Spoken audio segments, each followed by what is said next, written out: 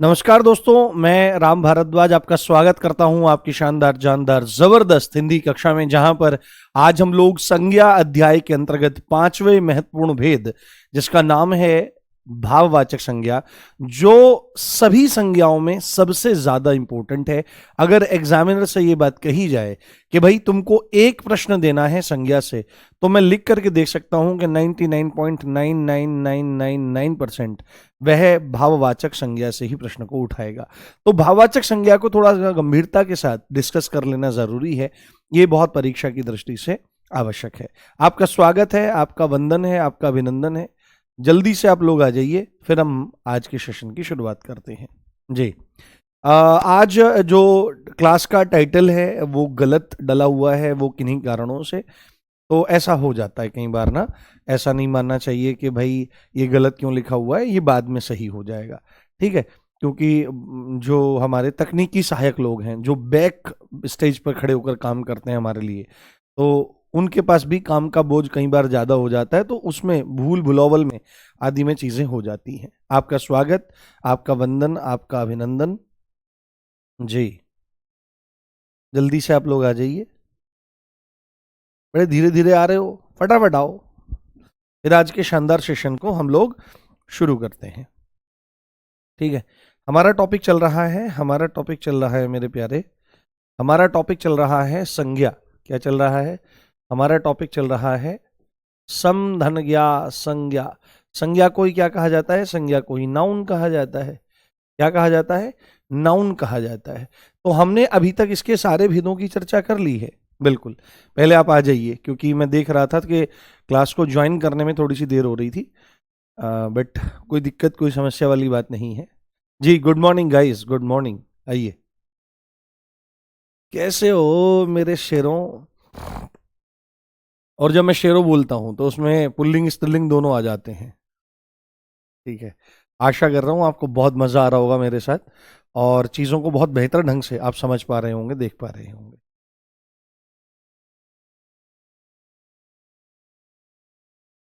बहुत शानदार, ठीक है।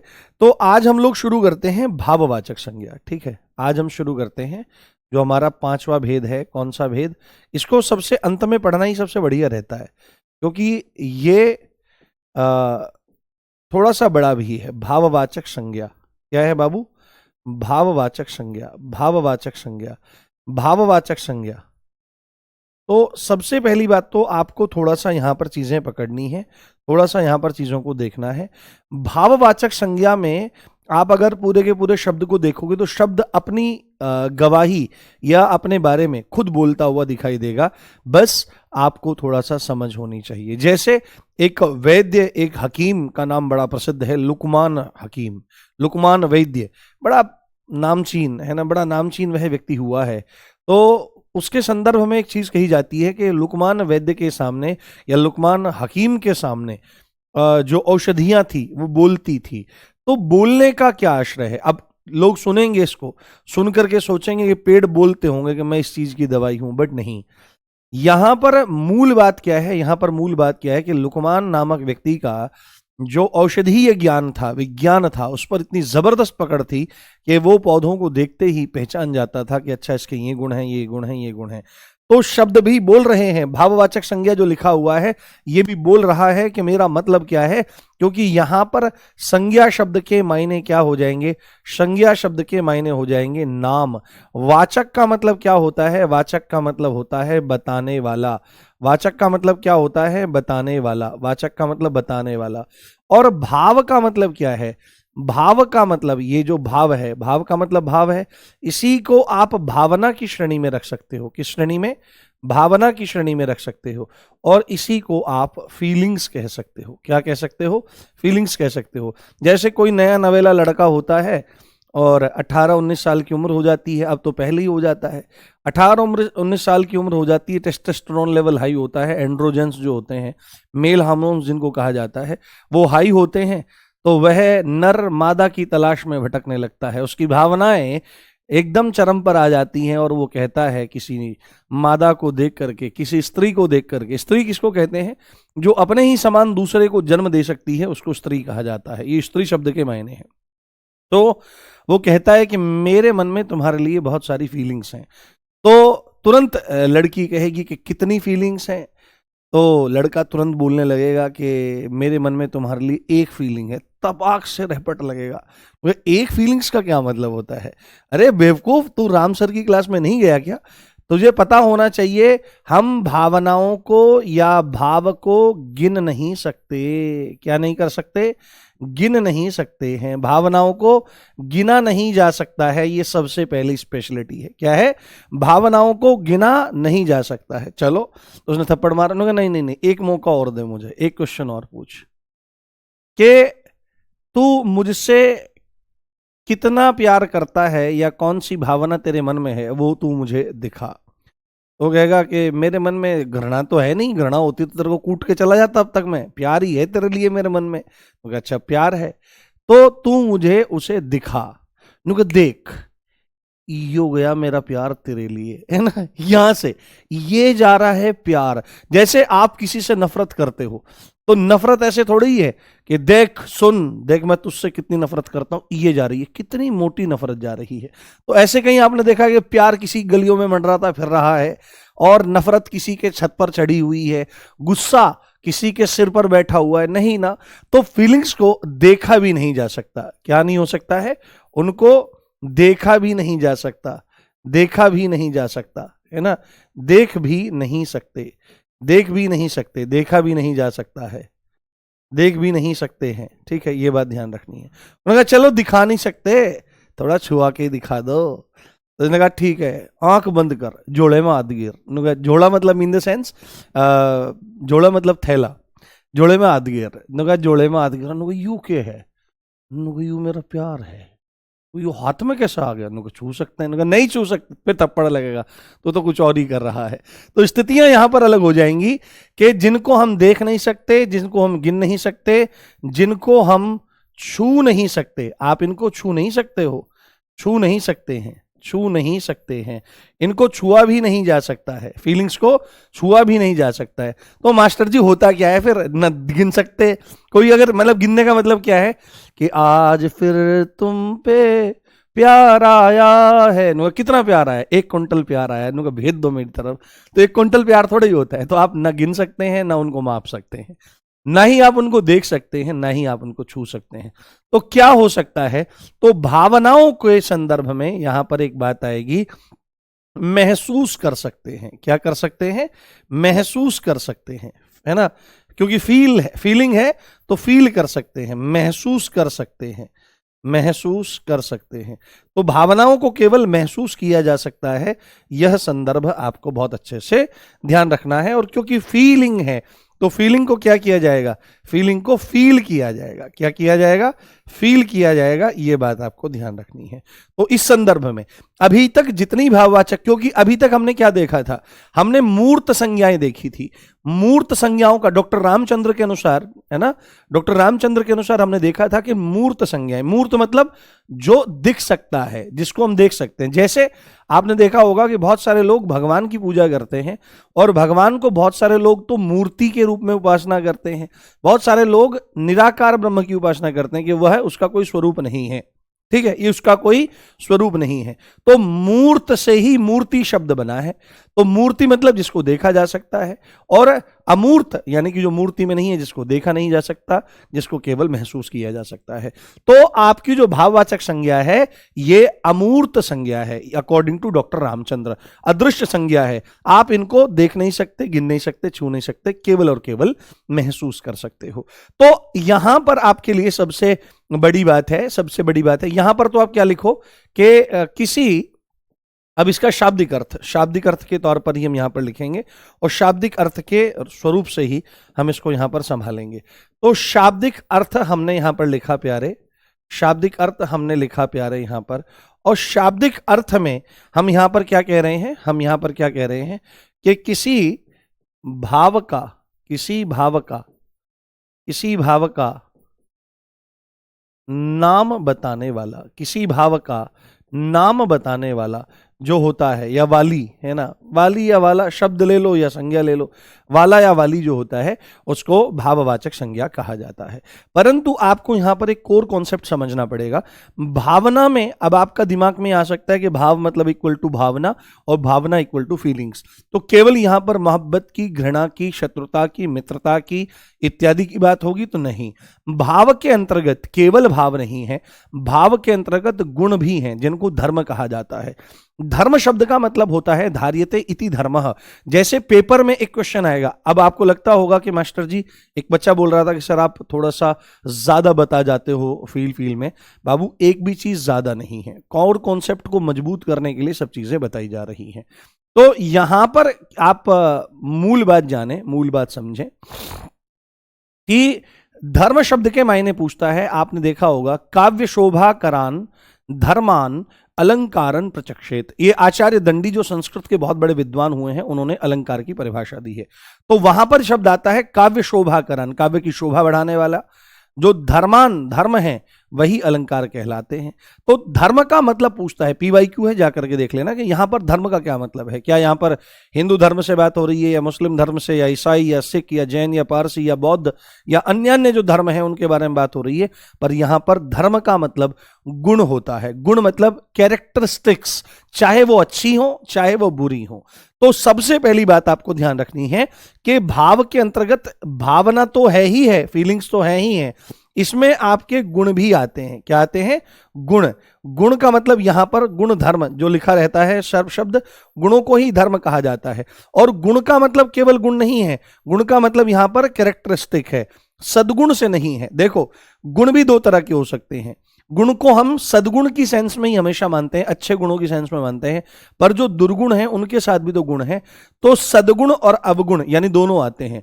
तो यहां पर गुण और दोष, ये दोनों के दोनों समाहित हो जाते हैं। गुण और दोष दोनों के दोनों यहां पर आते हैं। और साथ में भाव के अंतर्गत बाबू दशा भी आती है। क्या आती है?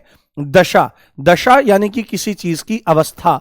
अवस्था जैसे शरीर की ही अवस्था आप ले लो, तो ये भी चीजें उसमें आती हैं। शरीर की अवस्था आप ले लो, जैसे बचपन, जैसे यौवन। या तो यौवन शब्द का इस्तेमाल होता है या युवावस्था का प्रयोग होता है। पेपर में ध्यान रखना, अगर लिखा होगा यौवनावस्था तो गलत लिखा होगा, यौवन और या युवावस्था।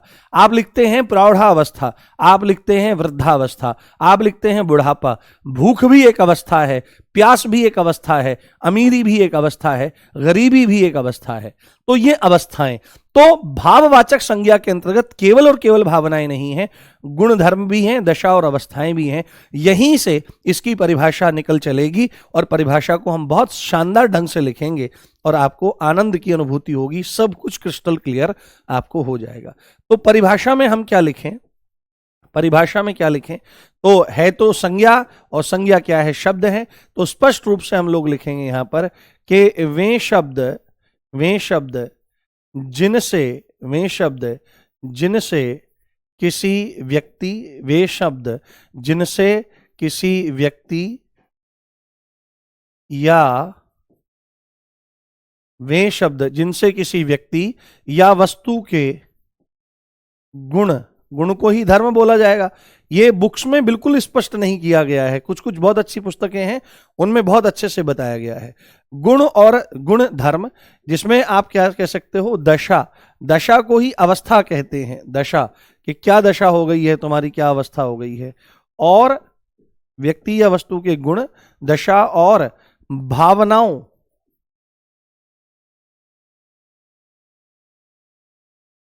वे शब्द जिनसे किसी व्यक्ति या वस्तु के गुण, धर्म और गुण, दशा और भावनाओं का बोध होता है। भावनाओं का बोध होता है, भावनाओं का बोध होता है, भावनाओं का बोध होता है, या पता चलता है, या क्या होता है बेटे?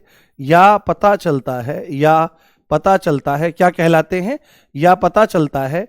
भाववाचक संज्ञाएं कहलाते हैं। शब्दों के बारे में है तो भाववाचक संज्ञाएं कहलाते हैं। भाववाचक संज्ञाएं कहलाते हैं। भाववाचक संज्ञाएं कहलाते हैं। यह बात आपको बहुत अच्छे से ध्यान रखनी और जाननी चाहिए। ठीक है, एक बार मुझे थम्स अप करके बताओ, मजा आ गया, कॉन्सेप्ट क्लियर हो गया भाववाचक संज्ञा का। अब हम इसके एग्जाम्पल, और वो भी बहुत तरीके से।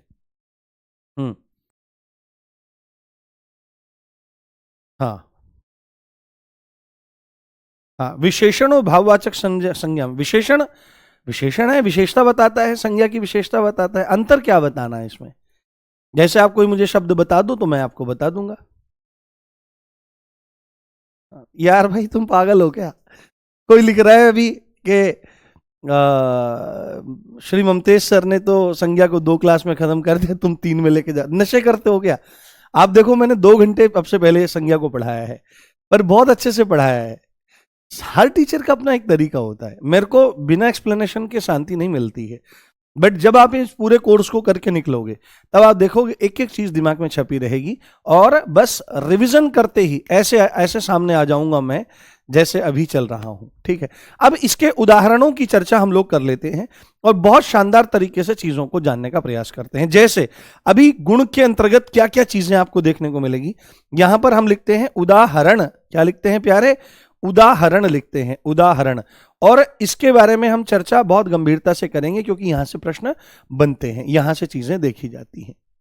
हाँ, अब देखो ध्यान से समझो, मूल बात क्या है कि इस चीज को पकड़ना चाहिए कि हम उनको देख नहीं सकते, इन चीज को मूलतः पकड़ना चाहिए, छू नहीं सकते, गिन नहीं सकते, महसूस नहीं कर, है महसूस कर सकते हैं, केवल केवल फील कर सकते हैं, तो ये हमको दिखाई नहीं देती हैं मैक्सिमम केसेस में। आपको ये चीज, मैक्सिमम क्या 99.9999% केसेस में ये चीजें हैं, कहीं एक आध चीज अपवाद के तौर पर देखने के लिए मिल सकती है। जैसे उदाहरण के तौर पर हम सबसे पहले लिखें गुण संबंधी, गुण संबंधी है ना, सीधे लिखेंगे गुण संबंधी यानी कि सद्गुण संबंधी, सद्गुण संबंधी जो भाववाचक संज्ञाएं हैं उनके नाम आप लिखें यहां पर और उनके नामों को जानने का प्रयास करें। जैसे सौंदर्य, सौंदर्य जो होता है, या तो लिखो सौंदर्य, पेपर में अगर लिखा आ रहा है सौंदर्यता तो उसको गलत कर देना, वर्तनी की दृष्टि से गलत हो जाएगा। सौंदर्य, इसी को सुंदरता कह सकते हो, सुंदरता कह सकते हो, ठीक है, ये ध्यान रखना। तो सौंदर्य किसी का गुण हो सकता है, क्योंकि सौंदर्य एक ऐसी चीज होती है जो स्वाभाविक रूप से लुभा जाती है। और आपने देखा होगा इंस्टाग्राम पे पुरुष अगर आईडी बनाता है और स्त्री अगर आईडी बनाती है तो पुरुष के जो फॉलोवर हैं वो धीमे बढ़ते हैं, वो बहुत ज्ञान की बातें भी करता है तो धीमे बढ़ते हैं, पर स्त्री अगर बेवकूफ़ी भरी बातें भी करेगी तो ऐसा हो जाएगा, क्योंकि पुरुषों के मन में उसके सौंदर्य के प्रति आकर्षण है, तो वह आकर्षण ही आकृष्ट कर लेता है। तो सौंदर्य एक गुण होता है, और यह सौंदर्य बाहर की चमक से तो आता ही है, भीतर उठ रहे विचारों के माध्यम से भी यह सौंदर्य बाहर झलकने लगता है। तो सौंदर्य, सुंदरता, जैसे एक चीज होती है माधुर्य, मधुरता, क्या है, माधुर्य बोलो या मधुरता बोलो, तो ये एक ही है, ठीक है, इसका ध्यान रखना। जैसे एक शब्द होता है चातुर्य, क्या होता है, चातुर्य, इसी को चतुरता कहा जाता है। अरे भाई बहुत चतुरता है इसमें, तो बड़ा चातुर्य है इसमें, तो ये गुण संबंधी है। पेपर में इसमें डायरेक्ट पूछेगा सौंदर्य है, सुंदरता है, माधुर्य है, मधुरता है, चातुर्य है, चतुरता है, क्या कॉन्सेप्ट है, तो बताना है ये गुण संबंधी आपके हैं। उसके बाद जैसे बुद्धिमत्ता, क्या है, बुद्धिमत्ता, अरे बड़ा बुद्धिमान है, बुद्धिमान शब्द विशेषण हो जाएगा बुद्धिमत्ता। बुद्धिमान दिखाई दे सकता है, ठीक है, बुद्धिमान भाई बुद्धिमान है, दिखाई दे रहा है, बुद्धिमती है, दिखाई दे रही है, परंतु बुद्धिमत्ता यानी कि विजडम जो है, विजडम क्या दिखाई देती है, सबसे बड़ा कॉन्सेप्ट यही है आपका। उसके बाद बुद्धिमत्ता हो जाएगा। उसके बाद यहां पर आप शब्द लगा सकते हो अच्छाई, तो अच्छाई गुण में आता है, अच्छाई गुण में आता है। उसके बाद आप लिखेंगे ईमानदारी, तो honesty is the best policy, ये वाला। तो आदि आदि शब्द जो हैं ये गुण संबंधी भाववाचक संज्ञा है, ओके। उसके बाद जब गुण की चर्चा हम लोग यहां पर कर रहे हैं तो हम यहां पर दोष संबंधी चर्चा भी कर लेते हैं कि दोष संबंधी जो हमारी भाववाचक संज्ञाएं हैं वो कौन कौन सी हो जाएंगी। तो बाबू इनको थोड़ा सा गंभीरता से देखें, दोष क्या क्या हो सकते हैं। हाँ, दोष हमारे क्या हो सकते हैं, तो बुराई, बुराई, बुरा से बना बुराई। ये अभी हमको पता लगेगा कि 5 प्रकार के शब्दों से, किससे, 5 प्रकार के शब्दों से भाववाचक संज्ञा का निर्माण होता हुआ देखा जाता है। तो उसी में आपका बुरा, बुरा है, भला है, जैसा भी है, मेरा पति मेरा देवता, मेरा पति नहीं, लड़कियों का पति, जो भी होगा महिलाओं का पति, है ना, मेरा पति तो अच्छा ही है ना, मेरो पति कौन, जाके मोर मुकुट मेरो पति सोई, ये कहती हैं। तो बुरा शब्द जो विशेषण है उससे बना बुराई, तो ये अवगुण में आपका आ जाता है बुराई, ठीक है। उसके बाद इसमें आ जाता है लड़ाई, लड़ाई आ जाता है। जैसे एक इसमें जब वहां पर सौंदर्य आया, सुंदरता आया, तो यहां पर आया कुरूपता। क्या आया? कुरूपता। तो कुरूपता शब्द, कुरूपता मतलब देखने में बड़ा अजीब लगता है, हालांकि देखो सब कुछ परमात्मा का ही बनाया हुआ है। कोई बहुत सुंदर होवे, चाहे कोई बहुत बदसूरत होवे, है तो परमात्मा का बनाया हुआ, अपने आप में विशिष्ट है।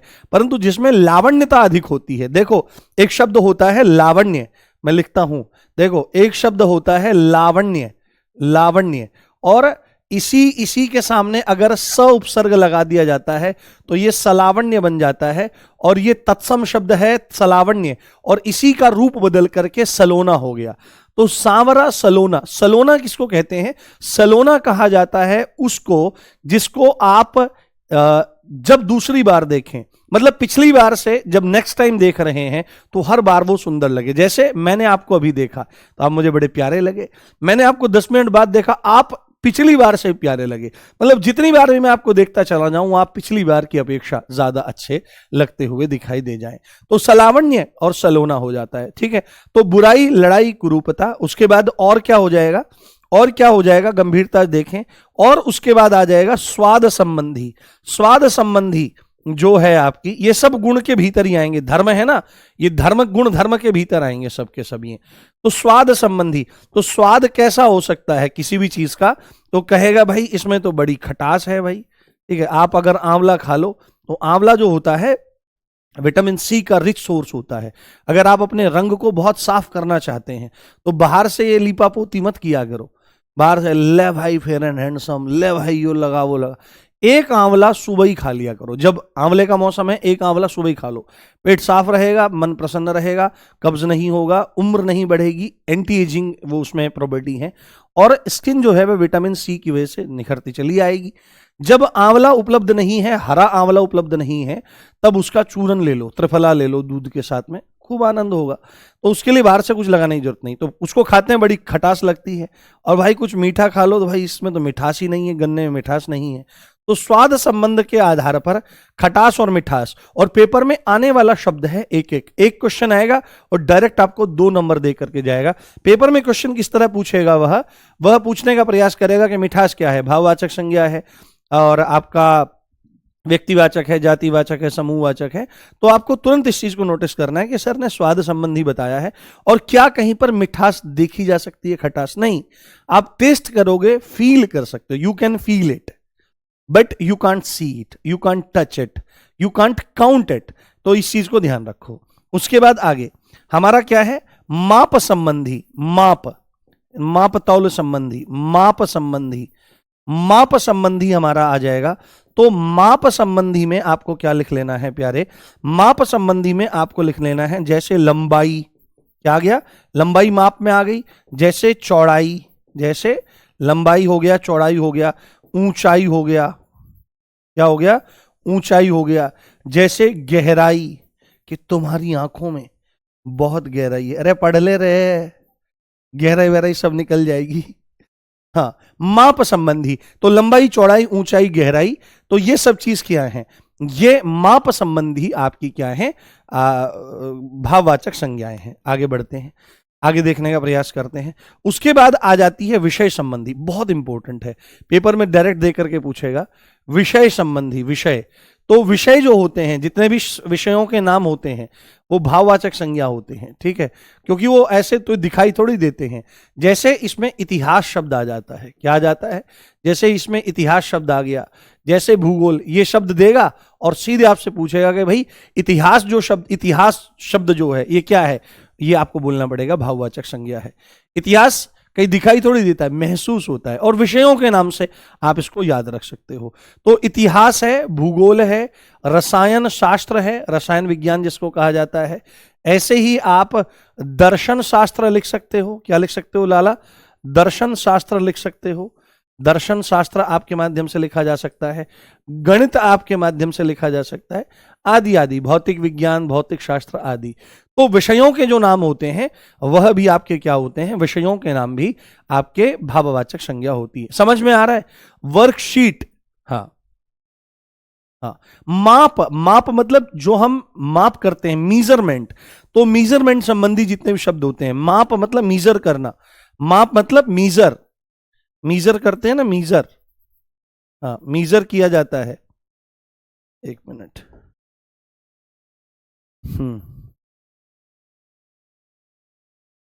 मीजरमेंट किया जाता है, माप, मपाई। एक तो होती है मपाई, तो लंबाई, चौड़ाई, गहराई, ऊंचाई। तो माप, लंबाई को क्या करते हैं, मापते हैं, तो कि लंबाई को माप लो। चौड़ाई जो है वो भी मापी जाती है, ऊंचाई जो है वो भी मापी जाती है, गहराई जो है वो भी मापी जाती है। तो माप संबंधी जो है वो सब इसमें आपकी आ जाएंगी। माप, एक होती है माप, एक होती है तौल। तौल क्या होती है, तौल मतलब क्या है आपका, जिसको आप किलो में, टन्स में, इत्यादि इत्यादि में करके लेके चलते हैं, उसको तौल इत्यादि कहा जाता है।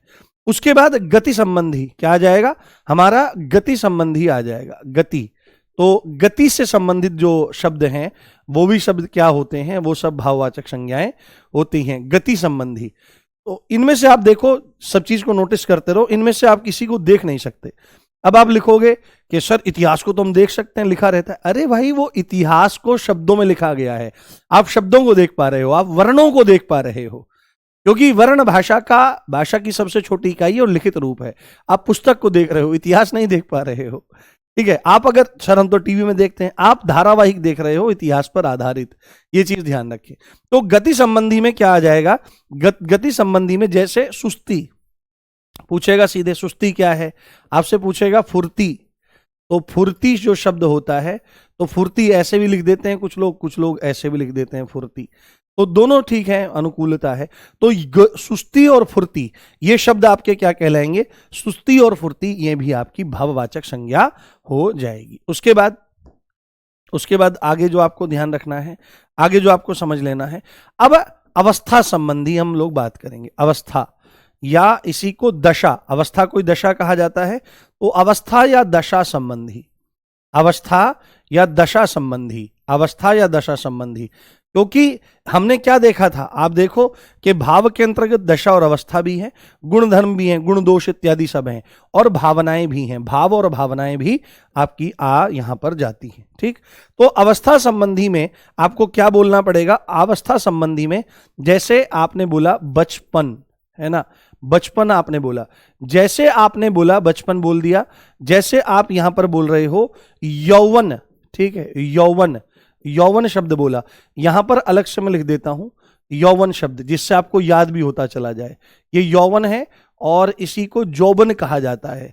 ये तत्सम शब्द हैं, ये कौन से हैं, ये तत्सम शब्द हैं, इधर ये तत्सम शब्द हैं और ये तद्भव शब्द हैं, और ये पेपर में आने वाले शब्द हैं, इसलिए मैं इनको हाथ के हाथ साइड में नोट कराता चला जाऊंगा, जहां जहां पर जो जरूरी होगा तो आपको याद हो जाएंगे। जब परीक्षा के समय हम इन चीजों को देखेंगे या जब इन टॉपिक्स को पढ़ेंगे तब ये चीजें आपको बहुत अच्छे से समझ में आएंगी। तो बचपन हो गया, यौवन हो गया, उसके बाद आपका यौवन को ही युवावस्था बोलते हैं, यौवन को ही युवावस्था बोला जाता है। इसी अब आगे जाएंगे हम, तो यहां पर आ जाएगा हमारा वृद्धावस्था, क्या आ जाएगा, वृद्धावस्था, वृद्धावस्था, वृद्धावस्था को ही बुढ़ापा बोला जाता है। तो ये शरीर की अवस्थाएं हैं बाबू, ये शरीर की अवस्थाएं हैं। तो अवस्थाएं क्या हैं आपकी, हाँ, तो बचपन, यौवन, युवावस्था, वृद्धावस्था, बुढ़ापा।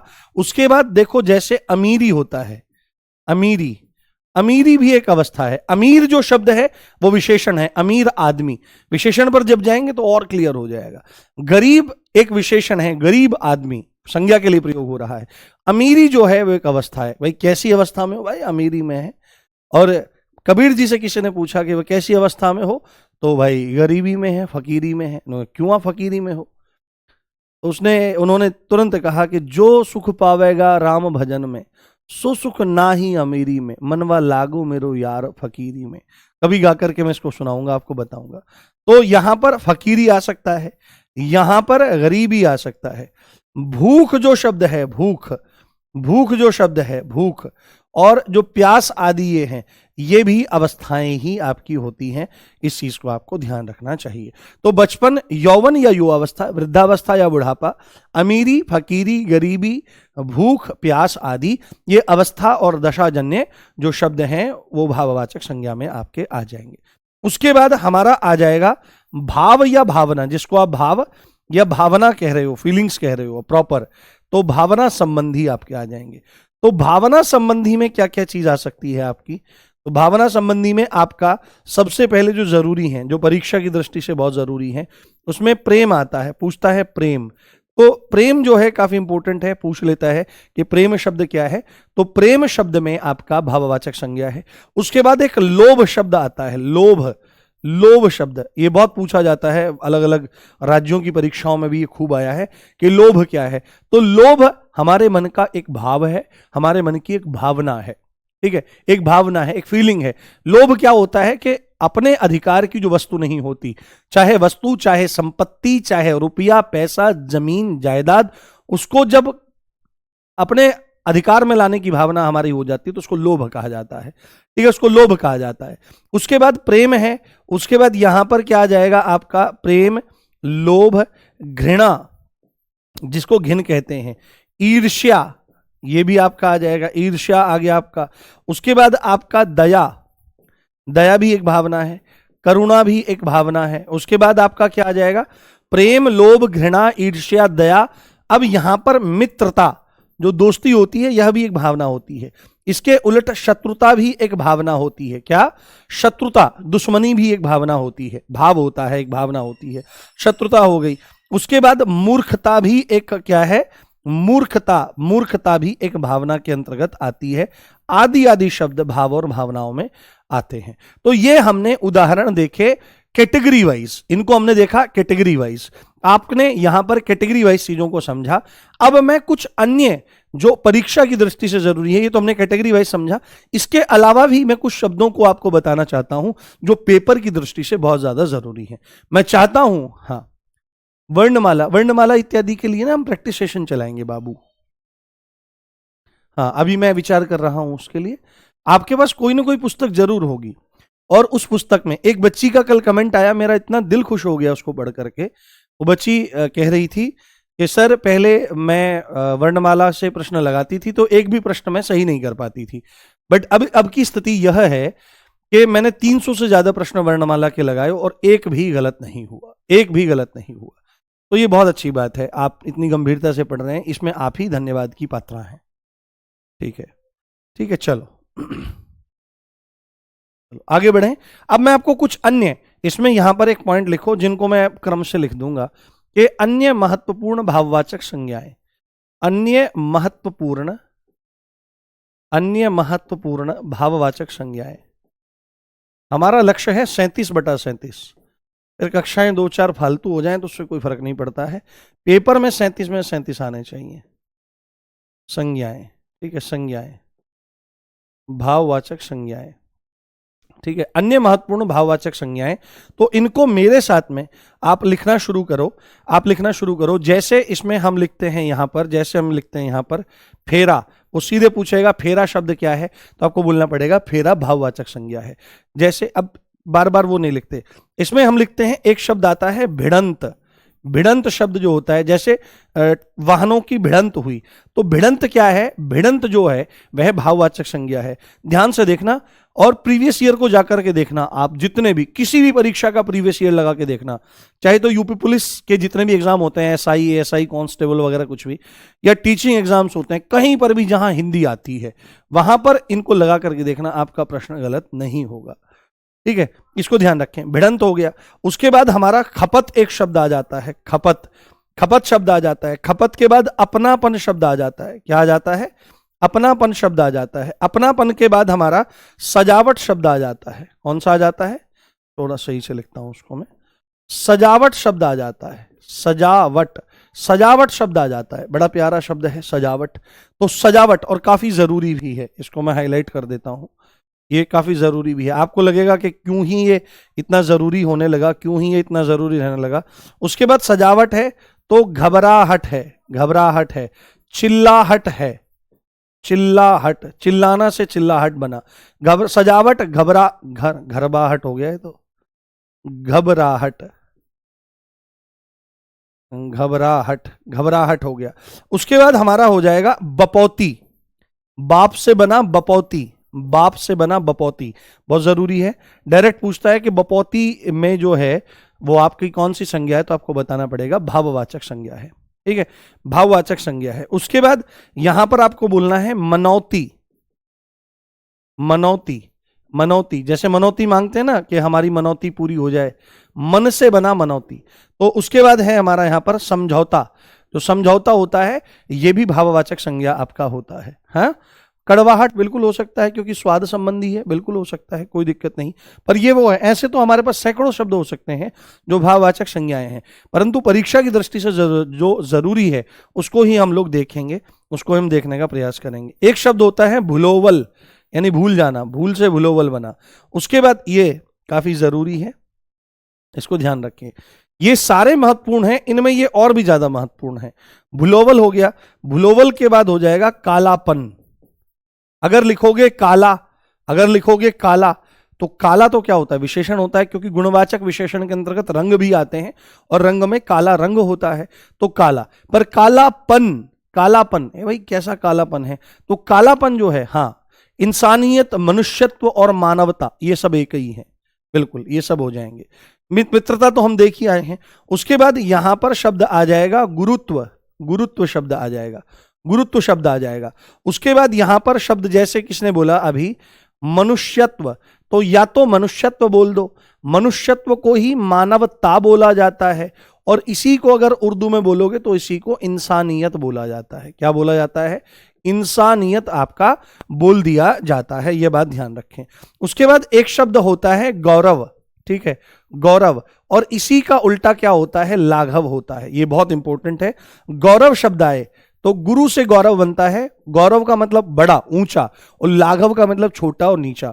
और ये बहुत इंपॉर्टेंट क्या है, ये बहुत इंपॉर्टेंट विलोम शब्द भी हैं, ये विलोम शब्द भी हैं, ये दोनों बहुत इंपॉर्टेंट विलोम शब्द भी हैं, और ये दोनों की दोनों भाववाचक संज्ञाएं भी हैं, ये दोनों की दोनों भाववाचक संज्ञाएं भी हैं, भाववाचक संज्ञाएं भी हैं, यह बात आप ध्यान रखें, गौरव और लाघव। उसके बाद हमारा यहां पर शब्द आ जाएगा, जैसे हमने लिखा परिश्रम, तो परिश्रम शब्द जो है यह आपका भाववाचक संज्ञा है। उसके बाद इसमें आ जाएगा मोटापा, आप लिखें मोटापा, तो मोटापा भी हमारा क्या आ जाता है, भाववाचक संज्ञा में। और अब अंत में इसमें हम लिखें एकता, या इसी को हम लिखेंगे एकत्व। तो ये सब हमारी भाववाचक संज्ञा है जिनको आपको ध्यान रख लेना है, जिनको आपको समझ लेना है।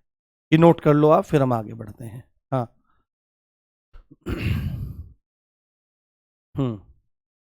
रोना, रोना क्या होता है, जिस भी शब्द के अंत में ना लगा होता है, ना लगा होता है, रोना। तो रोना क्या है, ना पहचान होती है, नाना नाना नारे। तो ये नाना नाना नारे क्या होता है, जब धातु के साथ में ना जुड़ जाता है तो उससे क्रिया का निर्माण होता है, क्योंकि क्रिया का मूल रूप क्या होता है, धातु होता है। ये ध्यान रखें आप, इसको नोट करो, इसको नोट करो आप लोग।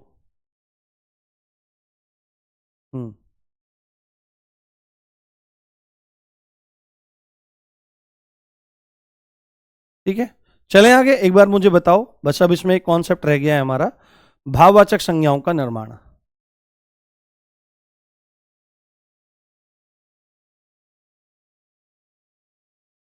एक बार बताओ मुझे प्लीज, इज एवरीथिंग क्लियर?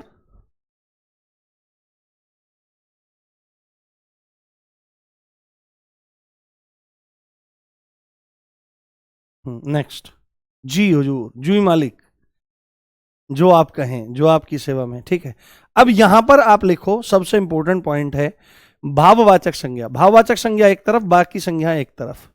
भाववाचक संज्ञाओं का निर्माण, भाववाचक संज्ञा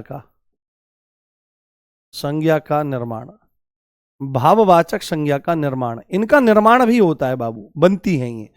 तो इसको ध्यान रखना है कि वैसे तो कई जगह लिखा रहता है, कई सारी पुस्तकों में लिखा रहता है कि 6 प्रकार के शब्दों से भाववाचक संज्ञा का निर्माण होता है, परंतु हमको पीएचडी नहीं करनी है हिंदी पे।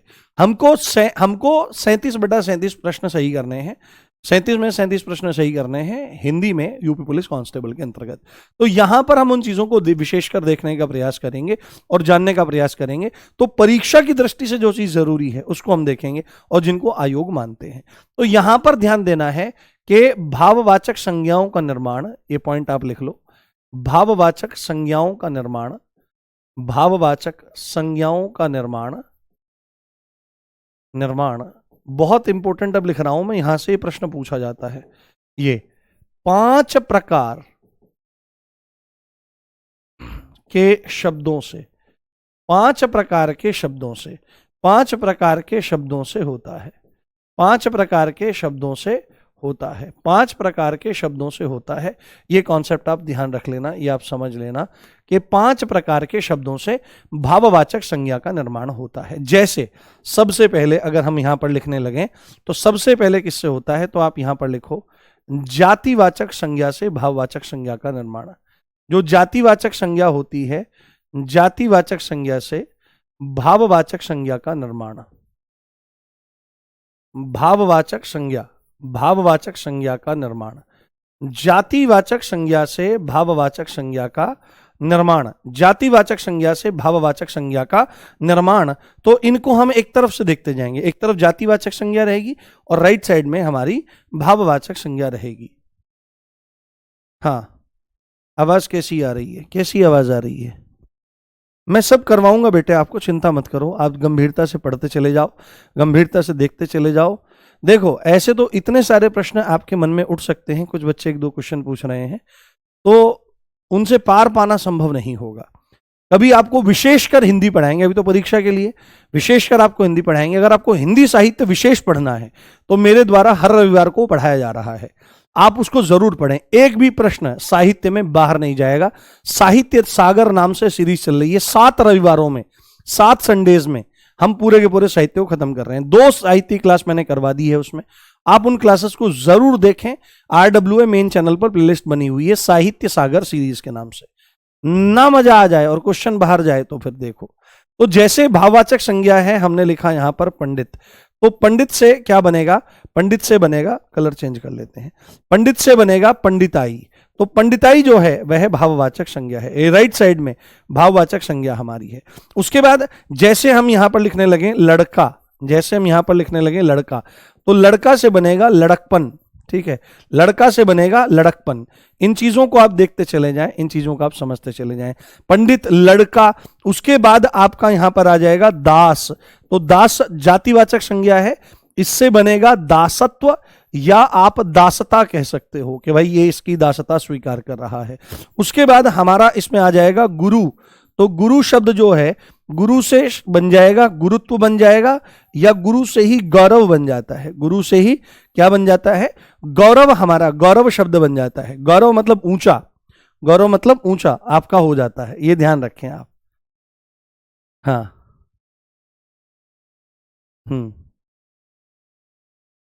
पढ़ने पे कम ध्यान है आपका, इधर उधर ज्यादा बातें कर रहे हो, ऐसा काम मत करो। उसके बाद हमारा क्या आ जाता है, उसके बाद हमारा शब्द आ जाता है बूढ़ा, तो बूढ़ा से हमारा क्या बन जाएगा, बुढ़ापा, बूढ़ा से हमारा बुढ़ापा बन जाएगा। उसके बाद हमारा शब्द आ जाएगा यहां पर भक्त, तो भक्त से क्या बन जाएगा, भक्त से भक्ति। तो भक्ति पूछे, देखो आपको इतने सारे शब्द पता लग गए हैं कि पेपर में बाहर नहीं जा सकता प्रश्न। तो पंडिताई, लड़कपन, दासत्व, गुरुत्व, बुढ़ापा, भक्ति, हालांकि इनमें से कुछ को हमने देख लिया है, पर अब निर्माण की दृष्टि से हम इनको देखने का प्रयास कर रहे हैं। जैसे किसान होता है, तो किसान से बना किसानी, किसान से बना क्या, किसानी। तो किसान एक जातिवाचक संज्ञा है, ये सब की सब लेफ्ट में जातिवाचक संज्ञा है, उनसे भाववाचक संज्ञा का निर्माण हो रहा है। और यहां पर हमने लिखा मानव, तो मानव से बना मानवता, मानवता शब्द हमारा बन करके तैयार हो गया। तो जातिवाचक संज्ञा से भाववाचक संज्ञा के लिए ये कुछ महत्वपूर्ण शब्द हैं जिनको आपको गंभीरता से देखना और गंभीरता से समझना चाहिए। हाँ हाँ, पेपर में पूछे गौरव कौन सी संज्ञा है, तो भाववाचक संज्ञा बतानी है। ये सब भाववाचक संज्ञा है ना राइट साइड में, इतना तो आपको भी ज्ञान हो गया होगा कि कौन सी वो है। मैं लिख देता हूं, फिर तुम कभी घूमते फिरते फिरो। यहां पर लिख देता हूं जाति, ठीक है, जिससे आपको पता लगे, और यहां पर लिख देता हूं भाव। ये फिर से जाति है इधर, और यहां पर है ये भाव। कभी तुम परेशान हो जाओ इस चीज में। उसके बाद हमारा अब जातिवाचक संज्ञा से, कई बार व्यक्तिवाचक संज्ञा से बताता है, बट उसको हम यहां पर काउंट नहीं करेंगे और उसको आपको उलझाने का प्रयास मैं नहीं करूंगा। उसके बाद दूसरे नंबर पर जो आता है सर्वनाम से, किससे? सर्वनाम से। सर्वनाम से भाववाचक संज्ञा का निर्माण। सर्वनाम से भाववाचक संज्ञा का निर्माण। सर्वनाम से भाववाचक संज्ञा का निर्माण हमको यहां पर देखना है, हमको यहां पर समझना है। तो इधर लिखते हैं सर्वनाम, इधर लिखते हैं सर्वनाम और इधर लिखते हैं भाववाचक संज्ञा। भाववाचक संज्ञा, इधर लिखते हैं भाववाचक संज्ञा। तो यहां पर आप देखने का प्रयास करो, सर्वनाम में मम आ जाता है। मम मतलब मेरा, तो मम से ममता का निर्माण होता है और इसी को अगर आप विशुद्ध तत्सम शब्द देखें, संस्कृत में देखें, तो मम से ही ममत्व बन जाता है आपका। उसके बाद जैसे आप यहां पर लिखें अपना, तो अपना से ही क्या बनेगा? अपनत्व बन जाएगा। अपनापन बना सकते हो आप, या इसी को अपनत्व कह सकते हो कि मेरा आप में बहुत अपनत्व है। तो ये अपनापन जो होता है ये बहुत कम जगह पर देखने को मिलता है, और आज के समय में तो विशेषकर। हाँ, नहीं हो जाएगा, ये तो अब हो जाएगा, 5 मिनट में पूरा हो जाएगा। आज तो 5 मिनट बात करूंगा तुमसे मैं, बहुत दिन हो गए जब से कोर्स चला है, तुमसे बात ही नहीं कर पाया हूं मैं अब तक। उसके बाद यहां पर आ जाएगा हमारा निज शब्द। निज मतलब निज भी अपना ही होता है, तो यहां पर निज से निजता शब्द हो जाएगा बाबू, और यहां पर उसी से निजत्व शब्द भी आपका बन जाएगा। ठीक है, तो मम से ममता या ममत्व, अपना से अपनापन या अपनत्व, निज से निजता और निजत्व, ये शब्द हमारे निर्मित हो जाते हैं सर्वनाम से। ठीक है, उसके बाद तीसरे नंबर पर हमारा आता है विशेषण से। तीसरे नंबर पर विशेषण से भाववाचक संज्ञा का निर्माण। विशेषण से भाववाचक संज्ञा, विशेषण से भाववाचक संज्ञा का निर्माण। विशेषण से भाववाचक संज्ञा का निर्माण आपको देखना है, तो एक तरफ हम विशेषण लिख देते हैं, एक तरफ विशेषण लिख देते हैं और एक तरफ लिख देते हैं भाववाचक संज्ञा।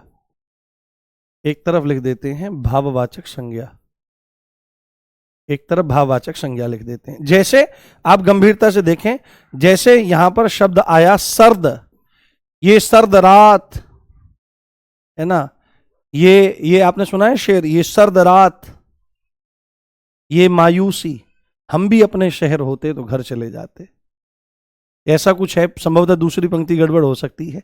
ये सर्द रात, तो सर्द से बनेगा सर्दी, है ना, सर्द से बना सर्दी, तो सर्दी जो शब्द है ये भाववाचक संज्ञा है।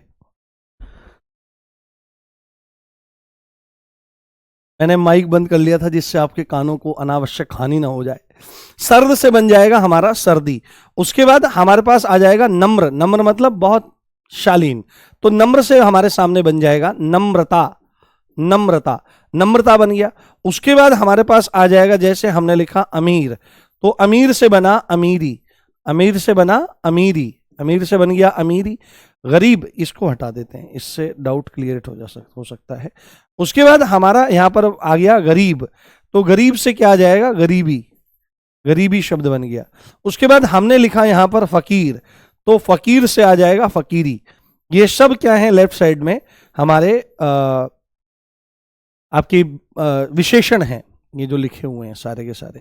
उसके बाद हम यहां पर लिखें आपका चतुर, तो चतुर से आ जाएगा चतुरता या चातुर्य, चतुरता या चातुर्य, चतुरता या चातुर्य। उसके बाद हमारा यहां पर क्या आ जाएगा? हमारा यहां पर आ जाएगा सरल, सरल, सरल, तो सरल से हमारे पास शब्द बन जाएगा सरलता। क्या बन जाएगा? सरलता। इसको इधर देखें, इसको थोड़ा लेफ्ट ले आए, इससे कुछ अन्य शब्द भी मैं आपको बता पाऊं, समझा पाऊं। अगेन यहां पर विशेषण और सामने भाववाचक संज्ञा, सामने भाववाचक संज्ञा। ठीक, तो ये हो गया सरल हमारा। सरल के बाद हमारा आ जाएगा वीर, वीर हमने लिखा, तो वीर से बनेगा हमारा वीरता, वीरता। उसके बाद हमने यहां पर लिखा आलस्य, क्या लिखा बाबू? आलस्य तो वे हो जाएगा आलसी, आलसी, आलसी से आलस्य हमारा बन जाएगा, आलस्य। तो पेपर में आए वीरता क्या है, आलस्य क्या है, तो आपको बोलना पड़ेगा भाववाचक संज्ञा है। यह बात आपको ध्यान रखनी है।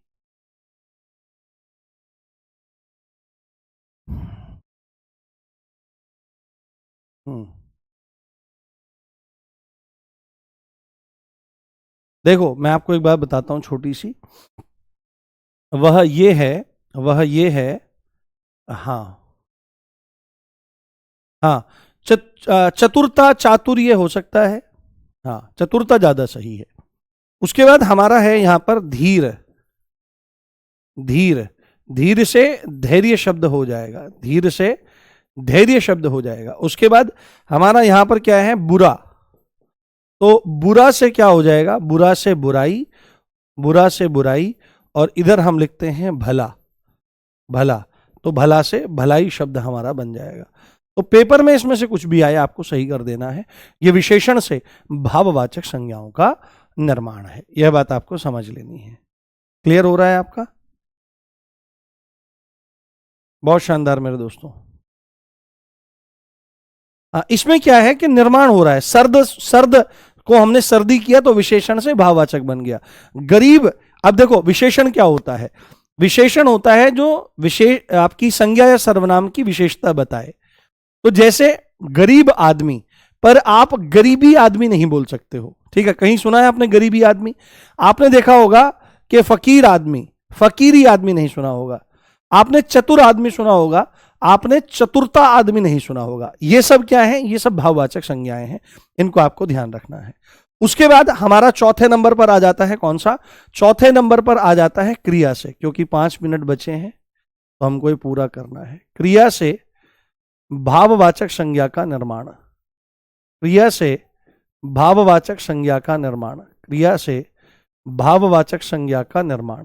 क्रिया से कैसे होता है, तो कौन कौन से शब्द हैं जो क्रिया से भाववाचक संज्ञा बन रही है?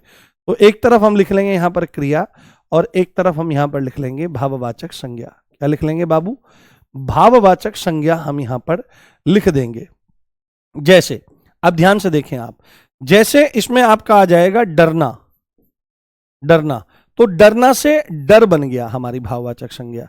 जैसे हमारा यहां पर आ जाएगा जीतना, जीतना, जीतना से जीत शब्द हमारा बन जाएगा, जीतना से जीत जो हमारा बना, ये भाववाचक संज्ञा है।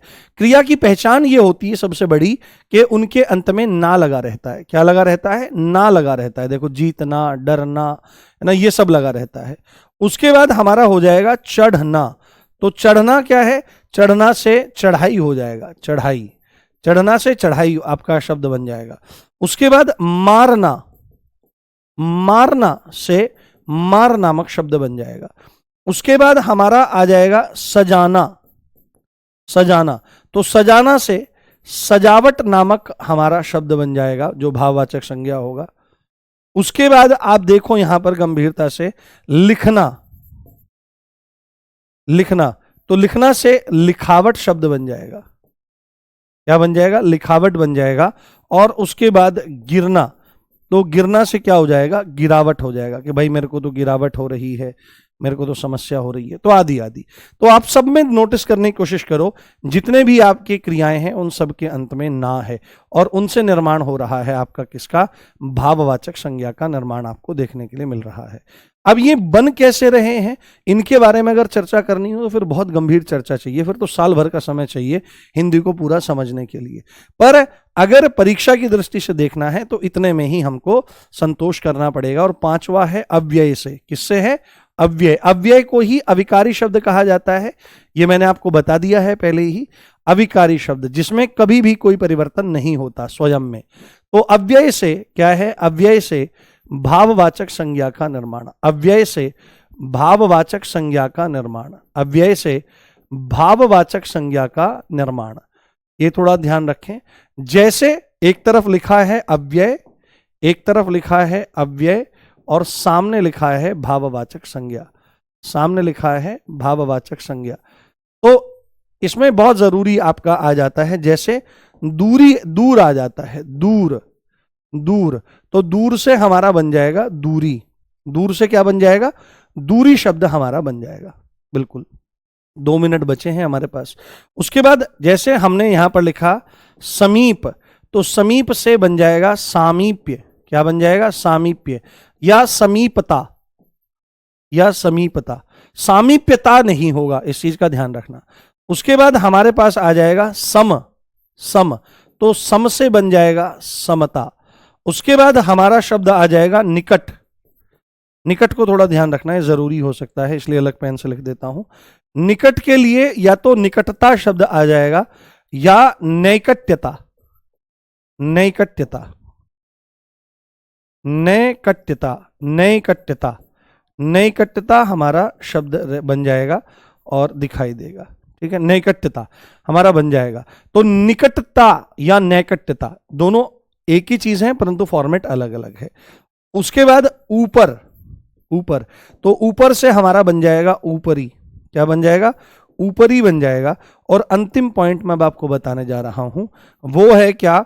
वो है मिथ्या, और मिथ्या से हमारा बन जाएगा मिथ्यात्व। मिथ्या किसको कहते हैं? मिथ्या कहा जाता है झूठ को, झूठ को, झूठ को मिथ्या कहते हैं, ये इसका अर्थ होता है। तो ये हमारा अव्यय का, अव्यय से भाववाचक संज्ञा का निर्माण होते हुए देखा जाता है। ठीक है सर, अब बात कर लो। हाँ, अब करेंगे बात करते हैं बात। तो ये हमने पूरी की पूरी भाववाचक संज्ञा को बहुत डिटेल से पढ़ा, देखने का प्रयास किया। अव्यय से निर्माण होता है, क्रिया से निर्माण होता है, विशेषण से निर्माण होता है, सर्वनाम से निर्माण होता है, और जातिवाचक संज्ञा से निर्माण होता है। 5 प्रकार के शब्दों से हमने बहुत डिटेल से भाववाचक संज्ञा को घंटे भर में डिस्कस किया। और आप देखो, हमने कोई भी इधर उधर की बात जरा सी भी नहीं करी, और पूरा भाववाचक संज्ञा आपको समझ में आ गया होगा। समझ में आ गया भाववाचक संज्ञा? एक बार बताइए। हाँ, निकटतम जो है वो क्या चीज है? निकट, निकटतर, निकटतम, ये विशेषण की अवस्थाएं हैं। ये सब समझ में आएगा। रुको, धीरे धीरे, धीरे धीरे चलो, सब चीज समझ में आएगी। हाँ, वर्कशीट, वर्कशीट का क्या है? वर्कशीट आपके पास पुस्तक होगी, उसमें लगाइए क्वेश्चन आप। हिंदी में कौन वर्कशीट देता है भाई? चलिए, अपना ध्यान रखिए, खूब प्रसन्न रहिए। कल हम पढ़ेंगे संज्ञा के ही जो रूप हैं, लिंग, वचन और कारक। ये संज्ञा के ही रूप होते हैं। लिंग का काम होता है पुरुष और स्त्री जाति का बोध कराना, यानी संज्ञा का वह रूप जिससे किसी व्यक्ति या वस्तु के पुरुष या स्त्री जाति होने का बोध होता है। वचन से संज्ञा का वह रूप जिससे उनकी संख्या का पता लगता है। और कारक क्या होता है? कारक जिसका क्रिया से संबंध होता है, क्रिया का, संज्ञा का ऐसा रूप। तो पहले इन तीनों को समझेंगे, फिर सर्वनाम पर जाएंगे, और फिर क्रिया, विशेषण, अव्यय, पूरा ऐसे ऐसे बढ़ते चले जाएंगे। बहुत मजा आने वाला है। आप मेरे साथ लगे रहिए और चीजों को जानते रहिए। इसी अच्छी बात के साथ आप देख रहे थे मुझे, मेरा नाम है राम भारद्वाज। मिलते हैं कल लिंग नामक अध्याय के साथ। जय हिंद, जय Bharat, love you all guys, bye.